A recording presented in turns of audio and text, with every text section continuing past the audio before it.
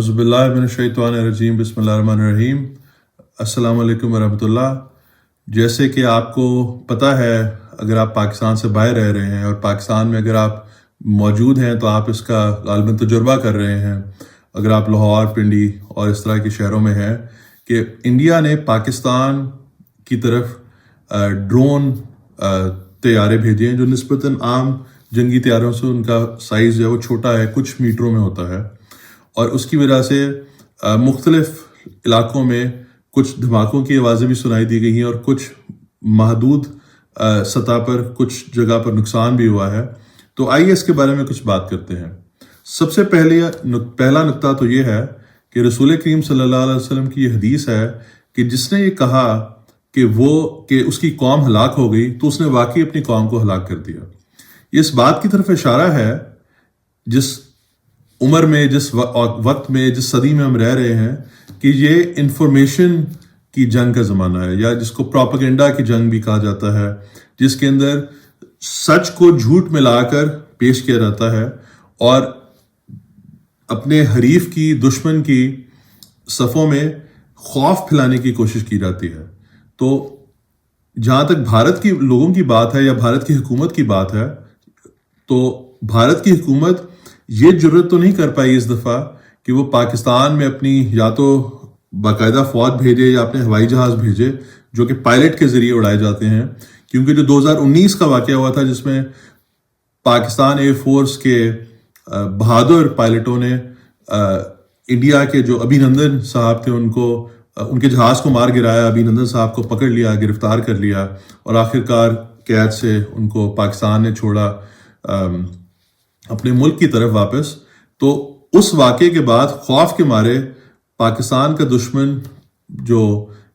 کم از کم اس وقت بھارتی حکومت ہے، جو مودی صاحب کی اور ان کی پارٹی اور ان کے ہم خیال لوگوں کی ہے، جو انہوں نے گجرات میں مسلمانوں کے ساتھ کیا، وہ سب جانتے ہی ہیں، اس کی تفصیل میں نہیں جاتا۔ تو جو موجودہ بھارتی حکومت ہے وہ اس خوف میں مبتلا ہونے کے بعد انہوں نے یہ جرت تو نہیں کی اس دفعہ کہ وہ پاکستان کی طرف جہاز بھیجیں یا اپنے سپاہی یا اپنی فوج بھیجیں، لیکن اس دفعہ انہوں نے میسائلوں کا اٹیک تو کیا اور اس کے بعد اب وہ ڈرون بھیج رہے ہیں، اور اس کے بعد انٹرنیٹ پر، فیس بک پر، یوٹیوب پر، اپنی ٹی وی پہ، خبروں میں، سوشل میڈیا کے ذریعے وہ بار بار ایسی خبریں پھیلانے کی کوشش کر رہے ہیں جس سے پاکستانیوں میں خوف و ہراس پھیلے اور پاکستان کی افواج پریشر کے اندر آئے، اعصابی دباؤ یا نفسیاتی دباؤ کے نیچے آئیں، اور اس کے نتیجے میں وہ کوئی ایسی حرکت کریں جس سے انڈیا کو یہ کہنے کا موقع مل سکے کہ دیکھو پاکستان ایک دہشت گرد ملک ہے، اور پاکستان اور وہ جو الزامات لگاتے رہتے ہیں، باوجود اس کے کہ اصل میں انڈیا وہ ملک ہے یا انڈیا کی حکومتیں وہ حکومتیں ہیں جو کشمیر پر ظلم کرتے رہے ہیں، اور اگر تاریخ میں جائیں تو جوناگڑھ کی ریاست اور حیدرآباد کی ریاست پر انہوں نے قبضہ کیا، جو ناانصافی کرتے ہوئے، اور دنیا کے جہاں تک قانون کی، دنیا کے ریزولوشن، یونائٹڈ نیشنز کے احکامات کی بات ہے، تو انڈیا ہے، بھارت ہے جو کشمیر پر یونائٹڈ نیشنز، اقوام متحدہ کے ہدایات کی خلاف ورزی کرتا ہے۔ لیکن بہرکیف اس عدل کے خلاف اور اس ظلم کے پر گفتگو کیے بغیر اس وقت انفارمیشن وارفیئر چل رہی ہے، جس کو جو پاکستان آرمی کے پرانے آرمی چیف تھے، آپ کو ان کے اور معاملات سے لاکھ اختلاف ہو، لیکن انہوں نے قوم کو یہ بات بتانے کی کوشش کی تھی کہ یہ 5th جنریشن وارفیئر کا زمانہ ہے، جس میں ایک دوسرے کو نفسیاتی طور پر خبروں کے ذریعے، اطلاعات کے ذریعے اور جھوٹی خبروں کے ذریعے یا جھوٹ سچ ملا کر ایسی بات پیش کی جائے جس سے خوف و ہراس پھیلایا جائے۔ تو یہ جو ڈرون بھیجے جا رہے ہیں اس کا بھی وہی مقصد ہے، تو یعنی کہ پاکستانیوں میں خوف و ہراس پھیلایا جائے۔ اس کے برعکس پاکستانیوں کو کیا کرنا چاہیے؟ نمبر ایک تو یہ، جیسے رسول کریم صلی اللہ علیہ وسلم نے وہ حدیث بتائی کہ حدیث کا میں نے ذکر کیا، تو پہلی بات تو یہ ہے کہ آپ نے ڈرون دیکھنے کے نتیجے میں یا ڈرون کی خبر سننے کے نتیجے میں گھبرانا نہیں، پینک نہیں کرنا۔ آپ نے جس طرح وہ عمران خان صاحب بولا کرتے تھے کہ آپ نے گھبرانا نہیں، وہ صحیح بات کہتے تھے کہ مسلمان سب سے پہلا یہ نقطہ ہے یا پہلا یہ اصول ہے کہ مسلمان خدا تعالیٰ کی فضل اور رحمت سے کبھی مایوس نہیں ہوتا، اس لیے مسلمان کبھی گھبراتا نہیں ہے، حالات کیسی مختوش کیوں نہ ہو گئے ہوں۔ تو یہ جو ڈرون تو ویسے ہی جو ایک طرح سے کھلونے ہیں،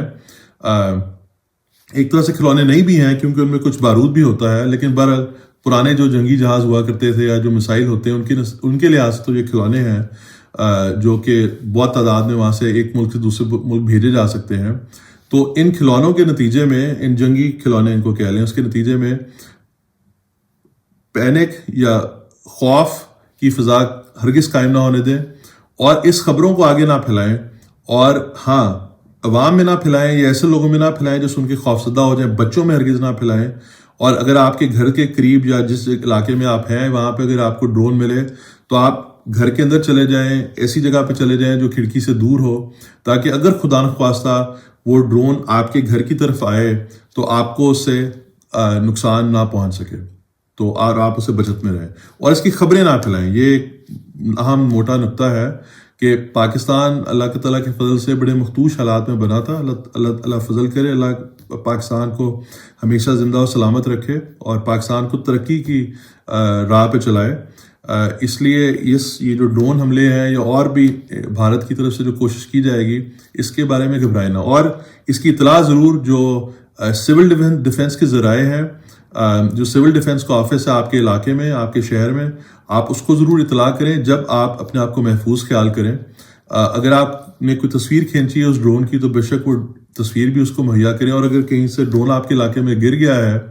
تو یہ احتیاط رکھیں کہ اس کا جو بارود ہے وہ یا تو ختم ہو چکا ہے، یا اگر وہ پھٹنے والا نہیں،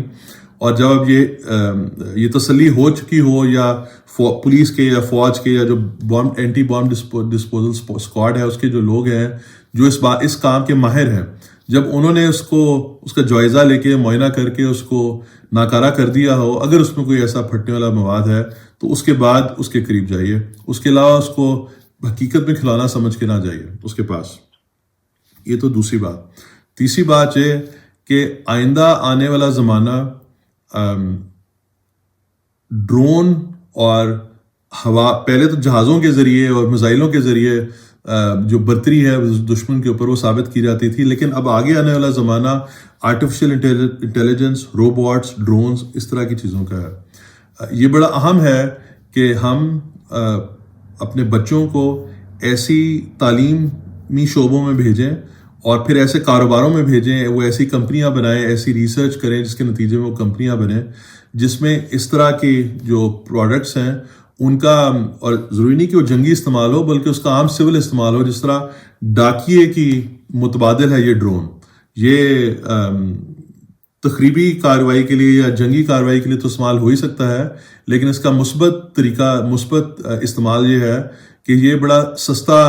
دور دراز کے علاقوں میں بھی ترسیل کے کام کے لیے استعمال ہو سکتا ہے۔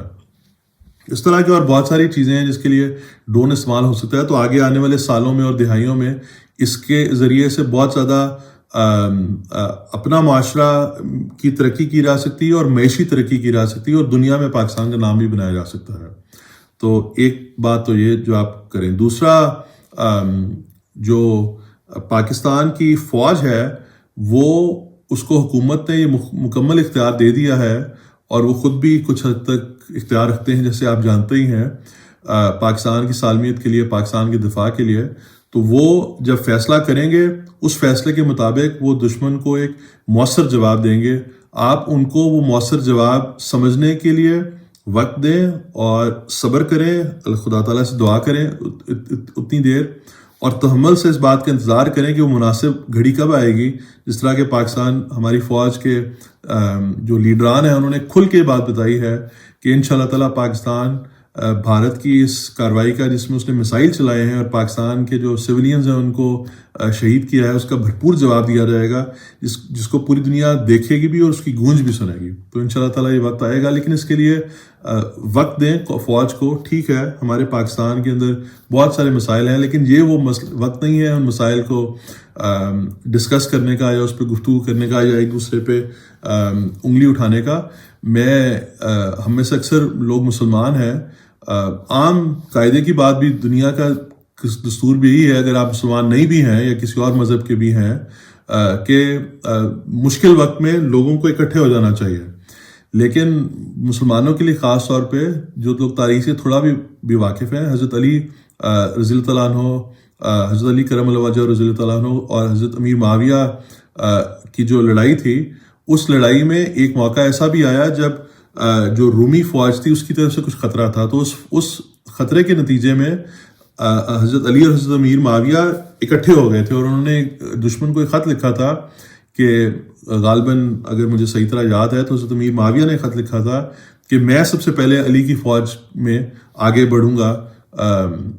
تم لوگوں کے خلاف، کیونکہ ٹھیک ہے جو بھی پاکستان کے سیاسی مسائل ہیں یا پی ٹی آئی سے متعلقہ مسائل ہیں یا الیکشن سے متعلقہ مسائل ہیں، وہ پاکستان کے اندرونی مسائل ہیں۔ اگر پاکستان قائم و دائم رہے انشاءاللہ تعالیٰ اور آباد رہے اور ترقی کی راہ پہ چلتا رہے کہ اس کے پاس معاشی طور پر وہ مستحکم ہو یا مستحکم ہونے کی قریب جاتا رہے، تو باقی تمام حالات ہم آپس میں خود سے طے کر سکتے ہیں، اور ہمیں خود سے ہی طے کرنے چاہیے۔ اس کے اندر غیروں کو لانے کی، اور خاص طور پہ وہ غیر جو ہمیں مٹا دینا چاہتے ہوں، پاکستان کو دنیا کے نقشے سے ختم کر دینا چاہتے ہوں، اس وقت ان معاملات کو اٹھانے کی یہ وہ وقت نہیں ہے کہ ان معاملات کو اٹھایا جائے۔ تو میری یہ گزارش ہے کہ آپ پر اگر آپ یہ بھی سمجھتے ہیں کہ آپ پر ظلم ہوا ہے یا آپ پر زیادتی ہوئی ہے، اور شاید آپ کے خیال میں اس کی وجہ پولیس ہے یا فوج ہے یا اور جو بھی طاقتیں ہیں، تو اس وقت خدارہ ان معاملات کو پس پش ڈال دیں، اور پاکستان کی خاطر، اور جو پاکستان کی فوج اس بات پہ متعین ہے کہ پاکستان کی حفاظت کی جائے، اس کے ساتھ مل کر دشمن کا مقابلہ کریں۔ بات یہاں پہ ختم کرتا ہوں کہ مایوسی گناہ ہے، اللہ تعالیٰ فضل کرے، دعا جاری رکھیں، لیکن خبروں کو خاص طور پہ جو افواہیں ہیں، قرآن مجید کی آیت بھی ہے کہ فاسقین کی طرف سے تمہیں کوئی خبر آئے تو جب تک اس کی تحقیق نہ کر لو اس کو آگے نہ پھیلاؤ۔ سوشل میڈیا کا دور ہے، لوگ لاپرواہی میں بھی یا بغیر سوچے سمجھے فیس بک پہ، واٹس ایپ پہ، اس طرح ٹویٹر وغیرہ پہ بھی، ایکس پہ خبریں آگے کرتے جاتے ہیں، اور انسان کئی دفعہ واقعی خوف کا شکار بھی ہو جاتا ہے، وقتی طور پہ خوف کا شکار ہو جاتا ہے، کیونکہ جب وہ کوئی ایسی چیز دیکھتا ہے جو اس نے زندگی میں کبھی نہیں دیکھی پہلے، اس طرح اگر کوئی ڈرون ہے یا بم پھٹا وغیرہ، تو قدرتی بات ہے، لیکن ایسے ہی حالات پر اپنے جذبات پر قابو رکھنا انشاءاللہ تعالیٰ میں اور چیزوں کے علاوہ دشمن پر فتح کرنے میں ممد ثابت ہوگا۔ ابھی کے لیے اتنا ہی، انشاءاللہ تعالیٰ پھر آپ سے بات ہوگی۔ السلام علیکم ورحمۃ اللہ۔